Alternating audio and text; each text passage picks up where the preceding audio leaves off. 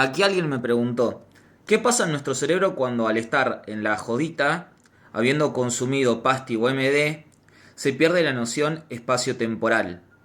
¿Significa eso estar al borde de un síndrome serotoninérgico o es propio del efecto de la droga? Me refiero al típico amigo que pregunta dónde estamos, ¿no? Bien, puede ser parte del propio efecto de la droga en cuestión. El M puede producir efectivamente una disociación leve o una experiencia donde la persona efectivamente pierda la ubicación temporoespacial.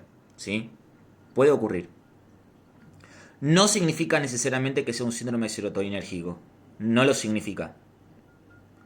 Incluso personas que no van a desarrollar síndrome serotoninérgico pueden tener pérdidas de este tipo, de perderse espaciotemporalmente durante bastantes horas. ¿Sí? 4 o 6 horas desorientados pueden estar y no es un síndrome serotoninérgico. El síndrome serotoninérgico es otra cosa que está explicado en la lista de destacadas del canal. Sin embargo, sí quiero aclarar algo con respecto a los efectos de estas sustancias, que es que a menudo tienden a amplificar la sensorialidad. Piensen ustedes que incluso en joditas, fiestas o festivales comunes, sin consumir absolutamente nada, no es raro que en cierto momento uno se pierda, ya sea por la sobrecarga sensorial propia del entorno, música que está a un volumen anormalmente fuerte, luces intermitentes y destellantes que incluso en algunos sujetos pueden producir un ataque epiléptico, sin necesariamente tener un diagnóstico previo de epilepsia. Entonces, es un entorno, con esto no estoy diciendo que sea neurotóxico per se, ¿sí? Obviamente que una exposición crónica a ese tipo de estímulos, bueno, puede generar algún tipo de daño auditivo y otro tipo de cuestiones, pero tampoco nos vamos a subir a esa, ¿no? Entonces, seamos coherentes. Entonces, sí, es un entorno que básicamente tiende a desorientar, muy sobrecargado de estímulos, y vos cuando consumís pasti o M estás incrementando tu sensorialidad a esos estímulos. Así que es efectivamente algo que puede ocurrir.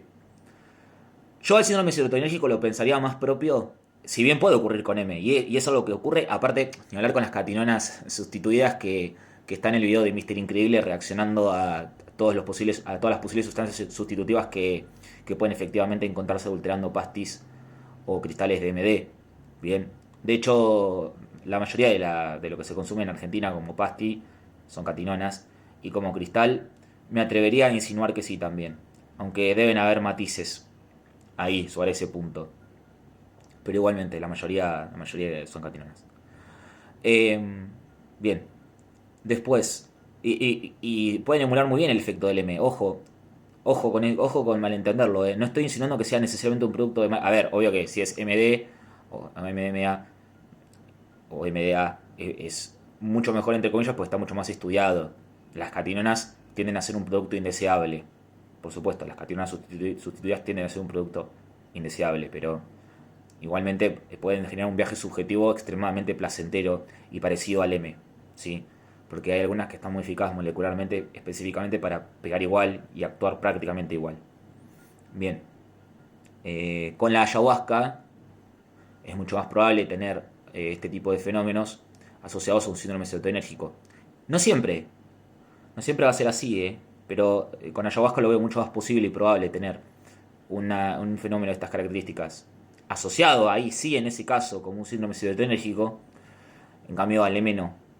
Tengamos en cuenta que la ayahuasca en esencia es combinar un agonista del receptor de serotonina 5-HT2A con una planta que tenga propiedades inhibidoras de la monoaminoxidasa, lo que básicamente está contraindicado en todos los manuales de psicofarmacología con respecto a lo que hay que hacer. El M, si bien también puede comportarse de esa manera, genera una liberación masiva de neurotransmisores que la ayahuasca no genera. La ayahuasca no genera esto, el M sí, pero el M tiene menos potencia inhibidora de la monoaminoxidasa que los brebajes que suelen contener ayahuasca. Entonces ahí es como que hay que entrar a hacer un balance. Y por interacciones herbáticas, por así decirlo, o herbolarias, la ayahuasca puede llegar a ser bastante problemática en cuanto a síndrome serotoninérgico. Bien. Ahora, si no se sobrepasa el umbral del síndrome serotoninérgico, es eventualmente más probable que sea menos neurotóxico una exposición a ayahuasca que a M. ¿Sí? Igual, ninguna de las dos sustancias son broma, y hay sujetos que quedaron en estado catatónico después de exposiciones a ayahuasca, así como también sujetos que quedaron con secuelas irreversibles por exposición a M.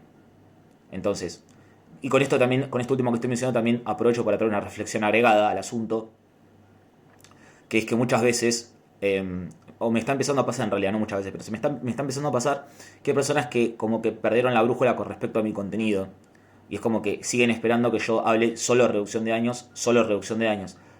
Y eso ya está sobre trabajado en el canal, extremadamente trabajado en el canal. Una lista de destacadas solo dedicada a reducción de daños, aplicando todo tipo de razonamientos, metáforas, analogías y cuestiones que hay que tener en consideración para reducir daños. Además, tiene los videos largos de YouTube analizando interacciones antidepresivos, IMD y otras tantas cuestiones. O sea, eso ya está muy cubierto. Y a veces es como si la proposición de reducción de daños se olvidara de algo sumamente esencial, que son los daños. Pues las sustancias no son inocuas. Entonces es como que si se habla de daños, hay personas que les resulta ruidoso, problemático o punitivista. No, al revés, es información. Después cada uno decide. Ya sabes lo que te está pasando, incluso te puede permitir obrar mejor en emergencias. Es muy importante saber cuándo alguien puede estar experimentando síntomas incipientes e iniciales e insidiosos de síndrome serotoninérgico, ¿no? Yo empezar a experimentar demasiada rigidez muscular, un calor extraño. La persona se empieza a sentir rara. Ante la duda, me acercaría a emergencias. No importa si después no termina pasando nada. Una guardia, estar lo más cerca de un lugar o ya empezar a llamar a una ambulancia. Sí o sí. Esto, insisto, no es para producir ningún tipo de paranoia, es para prevenir. Incluso tengan en cuenta que si están consumiendo algo que no está testeado y pegaron una fenilmorfolina sustituida, una minorex sustituido, o una catinona sustituida que no sea el grupo de las 3-4 y sea alguna media rara y muy neurotóxica, muy exótica o esté mal dosificada, y bueno, puede suceder eso incluso creyendo que están en un viaje bárbaro y en realidad no. También es una confusión esto, pensar que si pegó bien tenía y si pegó mal era impura o mala, y no funciona así. Te puede pegar recontra bien y tener a su vez un daño tóxico, orgánico o incluso en pleno viaje desarrollar lo que sería un síndrome serotoninérgico totalmente terrible. Y también experimentar secuelas psiquiátricas, porque el M en sí mismo que sea puro puede darlo.